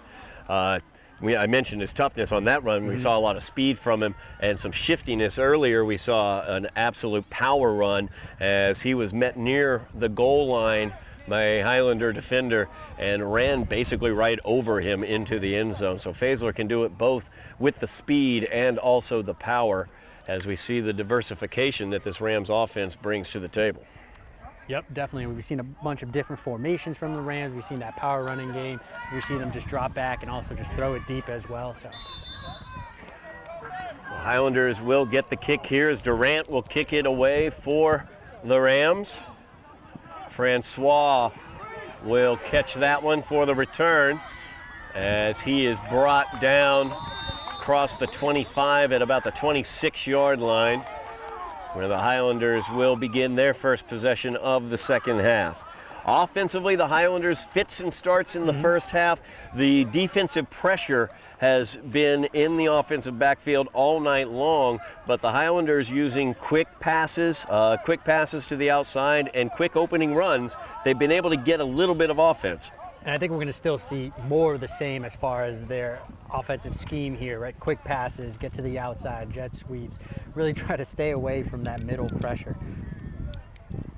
Kinsley Lewis, number 4, has been one of their better offensive targets. As you see, he is lined up at the slot position at the top of the screen, far side of the field. 4 receivers for the Highlanders, their base package. Slattery with the pass out to the far side is caught and immediately brought to the ground. I think that was Francois on that one. Yep, that was Lewis there on the catch. You're right, Francois, number 11 there. Francois, the outside receiver. They're running it. One of the base plays that they've been running, and Lewis has been able to get open on a few of them, is where the outside far receiver will cut back inside underneath the slot receiver as he runs out, kind of running a slight pick play, to be honest with you. Yep. And they found some success with that play. Looked like a similar play they were trying to run there. Yeah, almost like a quick wide receiver screen thrown out there for them. That's sort of where they found their success on some drives that the Highlanders have. Second down and 10 for the Highlanders. No gain on that reception. Philmond in the backfield there. Let's see if they hand it off to him. A low snap there as the give is to Philemon. He is brought down. Looks like a loss of about a yard on that one as they strung that one out. He couldn't get to the corner. Yeah, and Philemon is a very tough physical runner, and he was trying to get through there, but the Rams just would not let him get through the line of scrimmage. So it brings up third down and 10 for the Highlanders, trying to get their offense moving here. Big number 55 in the middle, Derek Omaregi for the Rams. It's been a force in the middle of that defensive line. Yep, Omaregi has certainly been tough to contain there on the defensive side, and almost same offensively when his brother Darren Omaregi gets the ball as well. True, very true. So third down and 10 here for the Highlanders. Slattery back to pass. The pass is complete to the far side of the field. Francois breaks away. He's going to use some of that speed. It's a race now with Durant, and he steps out of bounds, I believe, just across midfield. As Francois, once again, you get the ball into the hands of those playmakers and let them make those plays. Yep, and as we keep mentioning, Todd, it's about actually getting the ball into the hands of those playmakers to begin with. But once they're able to do so, let them run, let them do a little bit of what they're good at doing there. Francois down on the field. Might have tweaked an ankle in there during that play, at the very end of that play possibly. He was able to spin away from two defenders. Yep, looked like he was just going to be short of the first down, but was able to break two defenders there, spin away, and gain a lot of yardage there. So hopefully he's able to get up here. I think again one of the issues on that run, and we've seen it throughout the night for both teams, the lines here are done as a light blue. Not as defined white lines, and especially you'll see along the sidelines here the orange cones that denote the every 10-yard line, 30, 40, 50-yard line, 20, 10, such on. That white line where those cones are is 5 yards out of bounds. So the players, as they're approaching the corner, making runs, situations like that, they're looking at those white lines, which they can see very, very prominently where those cones are, but you can see where the Lynn Classical coaches are lined up there. That's the actual out of bounds on the near side. Yep, and you can't really blame the players here. They already have an idea in mind of where the boundary is going to be, so not really seeing that blue line, especially when you're running as fast as players are running here, you're not going to see it. But we've seen a couple of plays where it actually has benefited them, or where it's benefited the Highlanders, but also we've seen a couple great plays where offensive players have been able to make great catches, stay in bounds as well. We saw the Highlanders do it and the Rams do it as well. Lewis was able to do it on a play earlier in the second quarter. And of course we saw Durant with a beautiful catch in the back right corner of the end zone, right along the sideline there, for his second receiving touchdown of the first half. Francois receives a round of applause as he is helped off the field. Hopefully we'll get to see him again. So the Highlanders now with a new set of downs across midfield into Rams territory. First down and 10 at the 48-yard line. As the give is inside, that is Lewis, as he's able to break through a few tackles. Tough running on the interior there. Gets about 5 yards out of it for a second down and 5 now for the Highlanders. Yeah, nice piece of running there for Lewis. And I actually think as he was coming through the line, he was bobbling the football a little bit. Made me a little bit nervous, but he was able to hold on to that one and get a little bit closer to the first down. Looks like we're going to have about a 2nd and 4. Yeah, 2nd and 4, about 6 yards on that carry. So Lewis, some good, strong interior running there. Keep our eyes open for number 11, Francois, to hopefully get back onto the field. Yep, Francois has done a lot of the positive yardage here for the Highlanders throughout the game. So 2nd down and 4 now for the Highlanders. Lewis is the slot receiver at the top of the screen. Slattery looks to Lewis, just a little bit behind him. Incomplete there, brings up 3rd down and 4 for the Highlanders.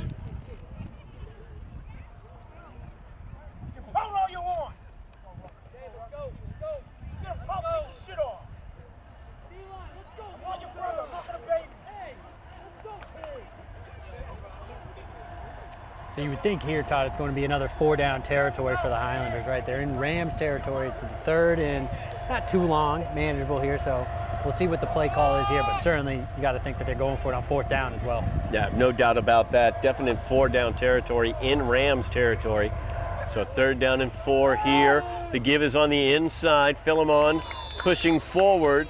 Looks like he gained about 3 of those 4 necessary yards, so it's going to bring up a 4th down and 1 for the Highlanders.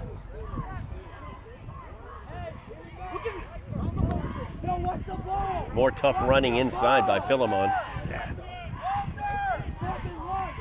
As far as the Highlander rushing attack goes, I think Philemon has to be their leading rusher here thus far, Todd, especially as he's been able to find those small yardages up the middle. He's a very tough runner, but he's able to fit through those small gaps. The Highlander offensive line has been able to gash a few small gaps in there. Philemon's able to really do a good job sliding through those and then using that power against the linebackers and the safeties that he meets down the road. I'm sure he's hoping to keep pounding away and hopefully break one. Again. 4th down and 1 here. And Philemon once again powering forward. Whistles were blown. Looks like whistles were definitely blown prior to picking up that 1st down, so probably going to have a turnover on downs here, and it's going to be Rams football. As they pushed him back for a loss of 1, stopping his forward progress there at about the 40-yard line. So the turnover on downs after the defensive stand by the Rams. Their offense will return to the field. Just under 5 minutes remaining here in the 3rd quarter. Yep, and no changes offensively for the Rams. You still see Vaughn out there, joined in the backfield by Faisler. 34-point lead right now by the Rams.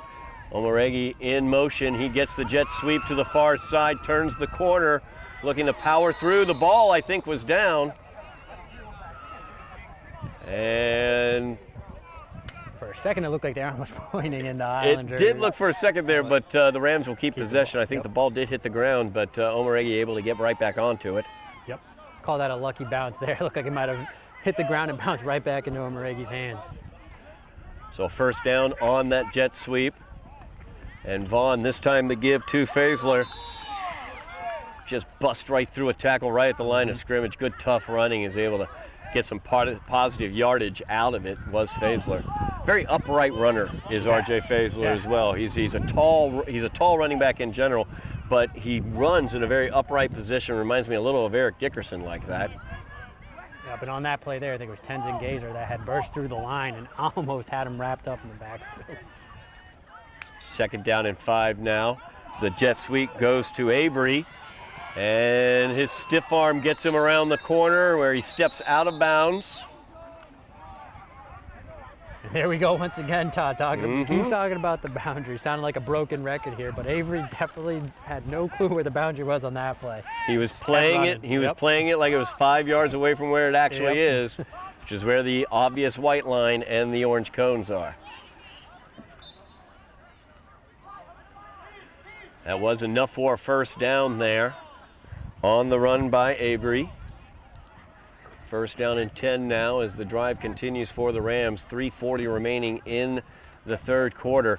That first half of play took a long time because there was a lot of penalties called. A little cleaner action right now, a little faster moving action that we're seeing as Vaughn gives it right up the gut and a huge hole down inside the 10-yard line as Emil Bruno. Yeah, I was going to say, Todd, I believe that's Bruno there who hadn't seen a carry in quite some time in a couple of drives. So now they're getting him involved again. So there you go. Just the rushing attack for the Rams really beating up on the Highlander defense. 1st and goal from the 7 as Vaughn gets hit as he threw it, but is able to complete it. That goes to number 5, Mohamed Dale. As Dale is inside the 5-yard line. Down to about the 3 is what I'm going to call it from here. Yep, looks just about the 3 there.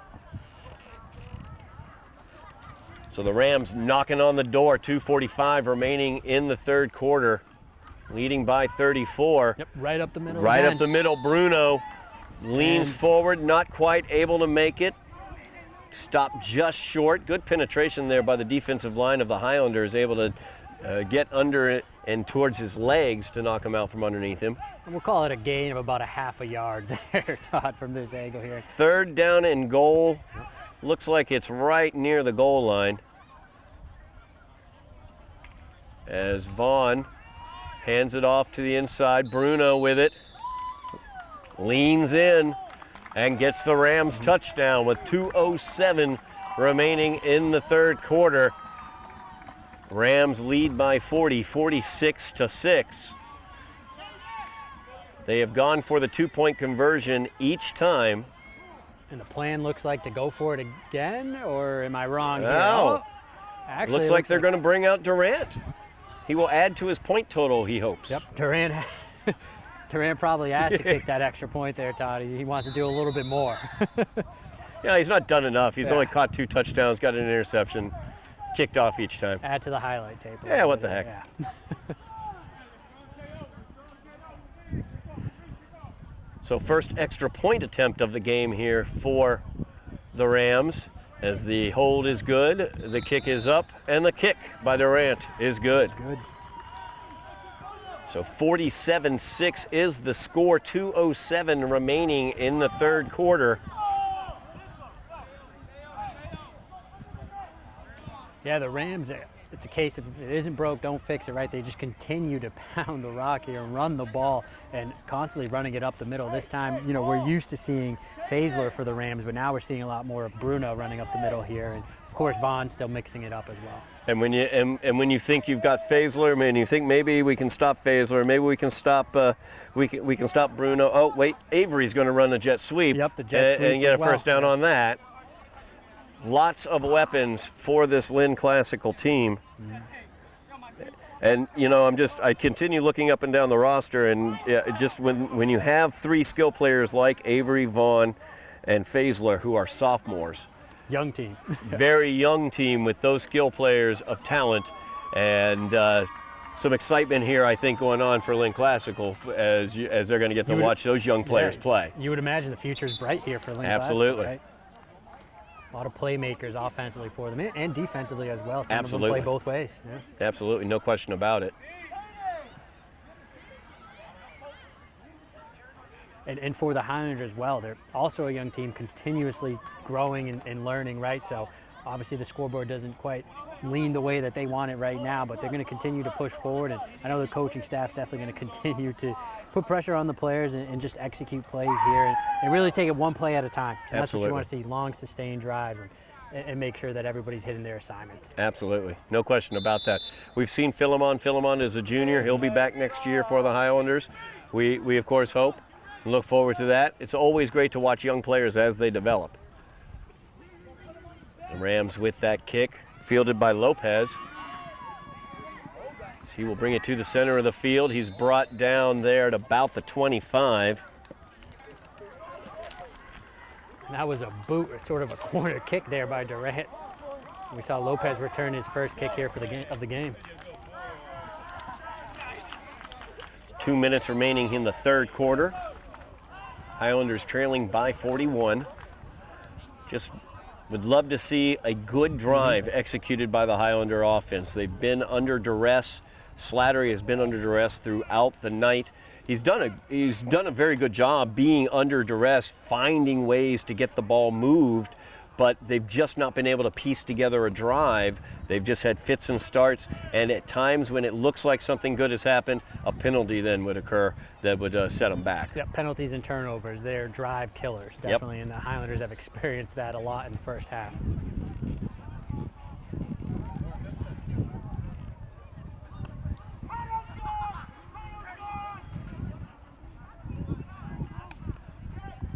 And the give on the jet sweep.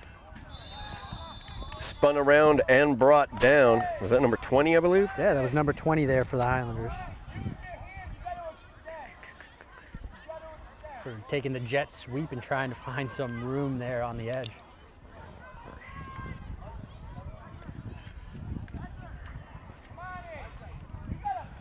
No gain for the Highlanders, so 2nd down and 10.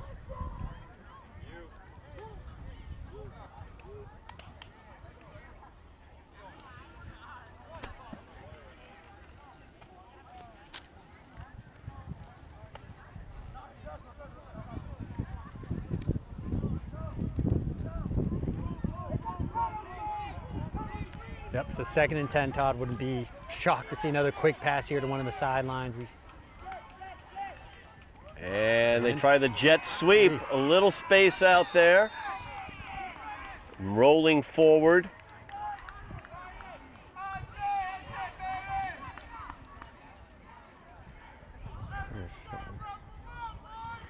Austin Pereira, number 27 with that run. Austin, one of the sophomores for the Highlanders. And it looks like on that previous drive when Francois got injured, we still haven't seen him come back into the game here. So that's a huge loss for the Highlander offense. Yeah, I've been keeping my eyes out looking for number 11 to bounce out onto the field, and we have not seen it. That's a big loss for the Highlanders, like you said. Well, and you talk about personnel for the Highlanders do a lot of two-way players as well. A lot of guys playing on both offensive and defensive sides of the ball for the Highlanders, and you know that comes back to a question of being physically fit and you know, being able to play both sides for an entire game. As the second or third quarter, I should say, ends there, we will switch ends of the field. So the score is 47-6. Highlanders trailing by 41. They will have it 3rd down and 7 once we switch the ends of the field. But you talk about the Highlander offense and what we've seen from them today. It's all down there in the trenches. When we were down at North Quincy, they were dominated in the trenches. Again, against Everett. Of course, that's Everett. Everett tends to dominate everywhere. But again, in this game, in the trenches, once again, the Highlander offensive line just having a difficult time. Yeah, and that's always the key for any team, right, Todd? Is you always talk about the front 7 defensively, you talk about your offensive line on offense, and really that's where you win and lose games. You want to be able to control the line of scrimmage, and the Highlanders, you know, during these first 3 games, unfortunately, just haven't been able to quite do that yet, haven't been able to put it together.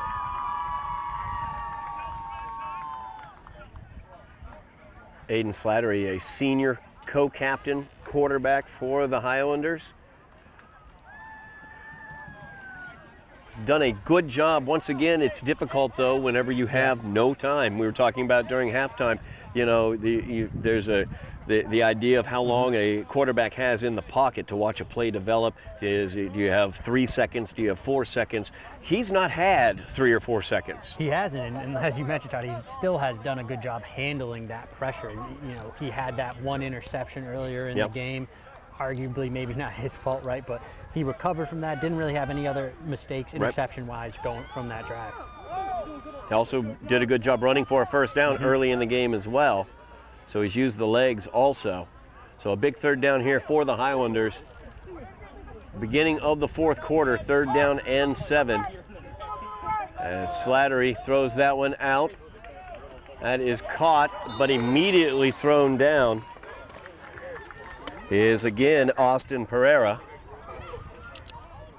Pereira, a sophomore player. We'll get to watch him play for the next couple years for the Highlanders. I liked his speed when he got that first reception on the previous play. And Pereira seeing a lot more action right now since Francois went down. He seems to be the go-to guy there on those quick passes, those quick out screens.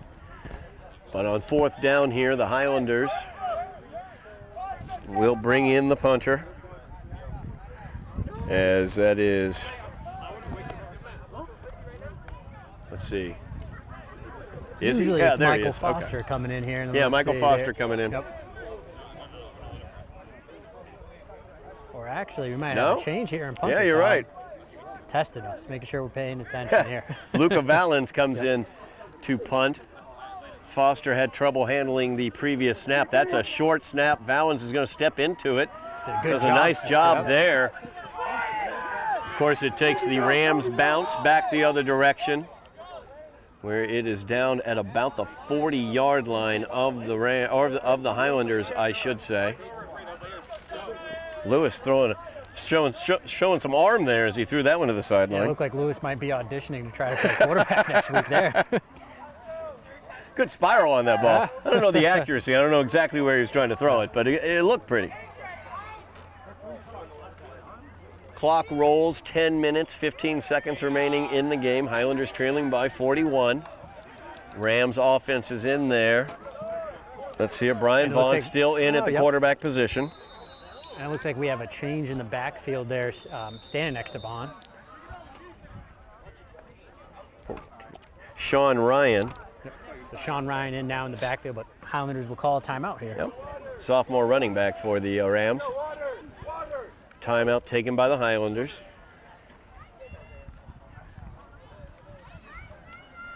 Trying to look for bright sides in this game. Beginning of the season, a very tough schedule for the Highlanders early in the season. Lynn Classical, as you can see, a good squad, multi-dimensional offensively, can really attack you either way on the ground or through the air. Of course, Everett, everybody knows, number 2 team in the state, number 1 team in the division, and the North Quincy game. So some very difficult games to temper the steel, I guess you could say, of the Highlanders. But when you look at for positives, very difficult team here, Lynn Classical. They've been able to get some pressure on Vaughn. Vaughn's first touchdown came under absolute duress. There were 2 Highlanders hanging off of him or hitting him at that moment in time. They've gotten into the defensive or offensive backfield a couple times, but just can't seem to consistently do that. Yeah, like you said, they've shown glimpses of potential there of what they can be, both offensively and defensively. Now it's about actually sustaining that, having those drives, both offensively and defensively, forcing 3 and outs, getting the ball back for your offense, and giving Slattery enough time to show off his arm there. Right.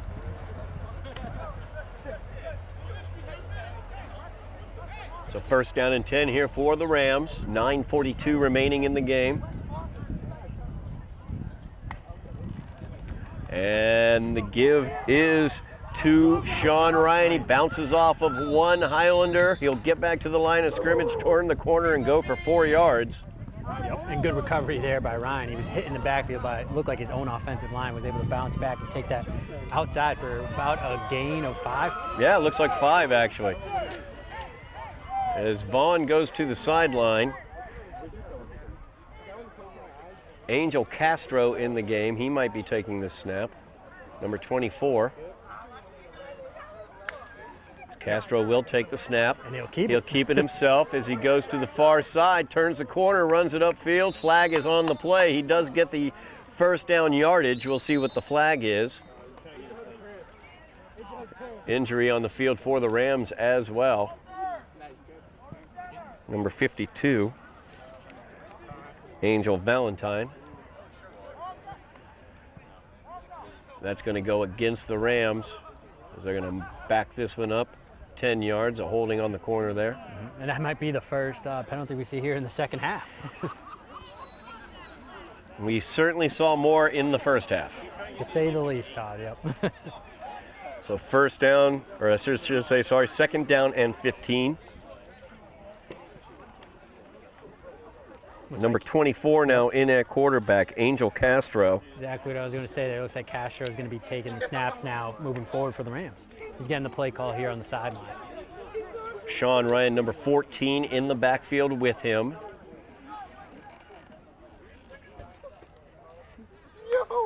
Castro gets the snap, bounces off his face mask, picked up by the Highlanders, and Lewis will get the fumble recovery and touchdown for the Highlanders.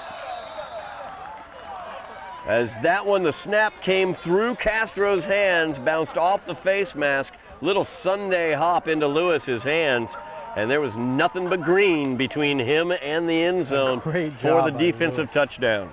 Yep, and a nice heads-up play there by Lewis, getting the scoop and score there, Todd, being able to pick it up and just take it the distance. There was nobody in his way. That moves the score to 47-12. So Highlanders cash in that turnover immediately.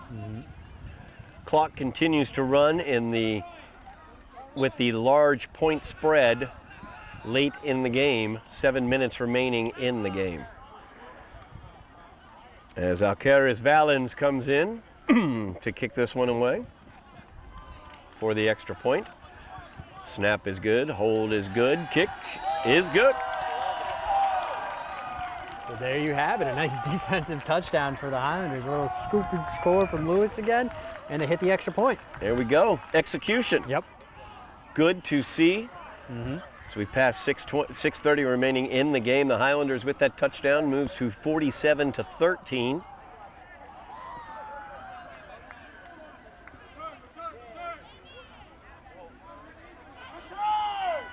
Lewis, one of the bright spots for the Highlanders, definitely in this game. He's been effective on the defensive side as he had a couple solo tackles early in this game, as well as a very difficult catch offensively on the far side of the field along the sideline for a critical first down early in the game as well.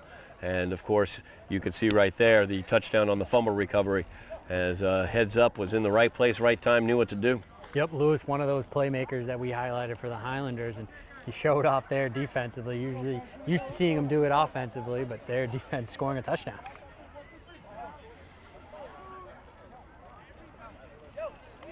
Now, Todd, you don't think we're going to see an onside kick here, do you? I was about to say something along those lines and thought, man, no. Although you never know. You never know. You never know. I mean, if you've got it in the playbook, why not whip it out right now? You're down 47-13, and check the execution on it. Yep, you're asking yourself, why not? I mean, this might be an opportunity to test it out, as you said, see the execution, then use it again later in the season if you have to. I think that's exactly what we're may get, it looks like, by the placement. I think that's what Valens is trying to line up right here. Now, keep an eye on number 4 right here. Lewis, we saw his hands on that fumble recovery. Now he's going to kick that one away. Yep. Back deep is Marquise Avery as he picks it up. Going to the far side, looking to get the corner. He's got some blocking. He's around that corner. Gets past the kicker, Valens, and Marquise Avery will go in for the kickoff return touchdown for the Rams. And there is no flag on the play. That will stand. Yeah, Avery taking it from one sideline to the other and then just turning on the Jets when he turned that corner. We've seen him do it on previous kickoffs, but obviously the Highlanders catch up to him. Here, it seemed like nobody touched him, turned that corner, and was just gone. Excellent running by Avery there. He was able to take advantage of a breakdown in the lanes on the far side, I think. They kind of crashed in a little bit too early, but Avery with that speed, it's easy to take a bad angle when somebody's got that much speed that you're not really expecting. On a kickoff, it's pretty easy. Yep, you take the wrong angle and you're in trouble. That's right. Yep. And we've seen Avery take a lot of jet sweeps on the offensive end, and now you know why. No question about it. There. Yeah, showed the speed on that one. That's another one of those sophomore skill players that these Rams have. Very dangerous for years to come. As Durant will get the opportunity here for the extra point. 53-13 is the score. Clock running, 3:30 remaining in the game. The snap is good, the hold is good, but the kick is no good as it goes wide to the right. We found something that Durant did not execute well. Yep, I was about to say that. Yep. It took a while. When he gets into the film room on Monday, it might be something that his coaches point out to him. His left foot placement on that kick. I think that was the problem. You have to stay late after practice and make some extra kicks now. I don't care you got 2 touchdowns. Yep. Or I'm sorry, 3 touchdowns and an interception. You got to stay late because you missed an extra point. So 2:50 remaining in the game. Highlanders trailing 53-13.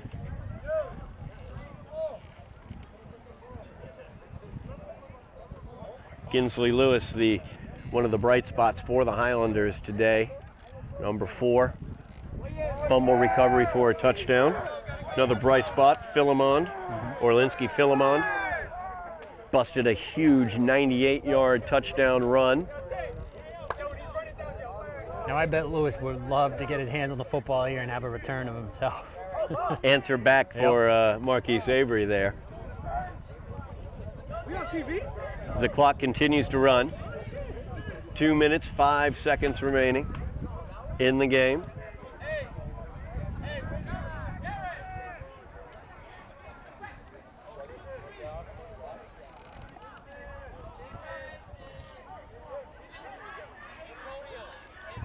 Durant will kick this one away. Back deep for the Highlanders now. is Lewis as well as Lopez. As this one's kicked, Lopez will Right to field Lopez, but it, he'll flips it back to Lewis. Yep. And Lewis through the middle, cuts on the Jets. It's Durant versus Lewis in a race. And the kicker will bring him down. Well, when your kicker's Durant. Yeah. Great job there by Lewis. As we were just hinting at, he wanted to answer and he turned on his own Jets that He time. really did, and you knew he wanted to answer Yep. when Lopez received the kick and immediately wanted. He was asking for it. He's going to flip it right back to Lewis. Really nice job picking through those blocks in the middle of the field by Lewis, as Ginsley was able to get downfield across midfield, but got into a race with number 4 Durant, and Durant was able to bring him down to stop the touchdown return. Yeah, I'm not sure that's the person you want to get into a foot race tonight with. You know, Durant's been all over the field and he's been hot, so definitely was able to make that tackle, and it's a touchdown-saving tackle for the Rams. No doubt about it. As clock continues to run, 35 seconds remaining in the game. Highlanders will get 1 or 2 plays here if they would like. Down 53-13. I'm going to put Slattery down as a positive tonight, by the way. He's handled tremendous pressure throughout the evening and minimized any mistakes. He'll keep it And in. he'll keep it right there, does Aiden Slattery, as he gets downfield across the 25 down to the 20-yard line. Right on cue there, Todd. He might have just heard you talking about it and he you. wanted to show off a little bit more. Thank you, Aiden. I appreciate that, because I just called you out for having a good game. Thanks for showing off right there on the last play of the game, as that will do it. So the Highlanders are defeated tonight by the score of 53-13 by the Lynn Classical Rams. It's all down in the trenches, Eddie, as the offensive line for the Highlanders struggled throughout the night to provide the running lanes necessary and the protection necessary.